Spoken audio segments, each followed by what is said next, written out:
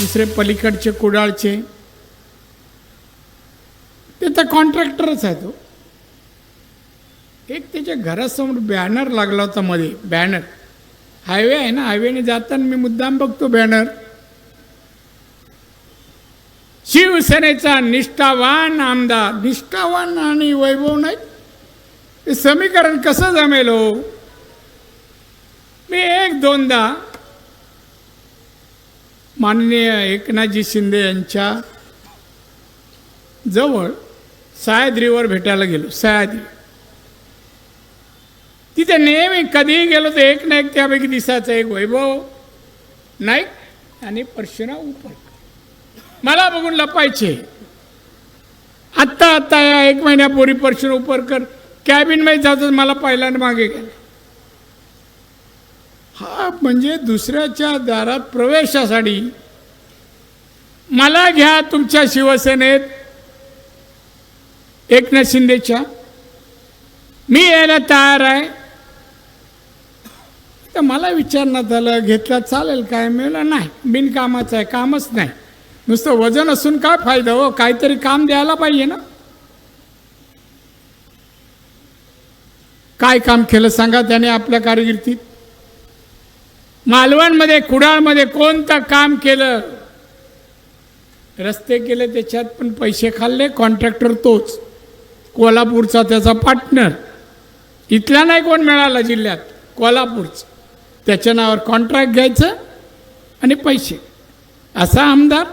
परत कोणतं काम केलं त्याने भाषणात? बाकी सोडा हो, नारायण राणेबद्दल कधी बोलू शकतो? कोणत्या या तिन्ही जिल्ह्यात रत्नागिरी उमेदवार हातात बाजूला बोलतात, सगळं माझ्यावरच बोलतात.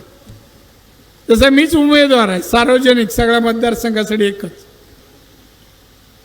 आहे. काय बोलायला त्यांच्याकडे ना? वैभवकडे बोलणं, केलेलं काम सांग म्हणा, तू काम सांग, नाहीतर मी लाईनीने कामं सांगतो. मच्छीमारांचे काय प्रश्न सोडवले, आर्थिक स्थिती काय सुधारवली, कोरोनामध्ये मदत काय केली, मी सांगू शकतो. दुष्काळी परिस्थितीत काय मदत, जेटी किती, खलाशांना मदत किती आहे तुझ्याकडे यादी, आम्ही करू शकतो. काय दिलं मालवण, काय कणकव ह्याला कुडाळात दिलं, काही नसताना परत तिकीट भरली, फॉर्म भरला परत.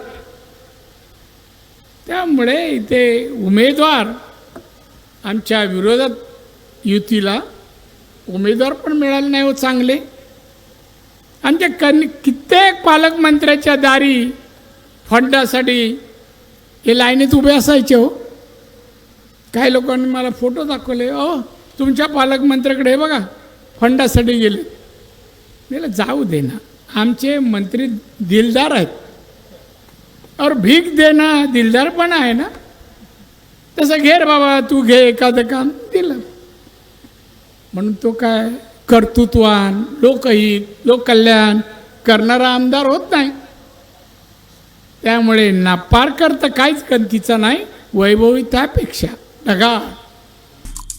आमचे दिवसभरातले सर्व अपडेट्स, ताज्या घडामोडी आणि थेट लाईव्ह पाहण्यासाठी सबस्क्राईब करा, लाईक करा कोकणचं नंबर 1 महा चॅनल कोकण 7 लाईनचं YouTube चॅनल.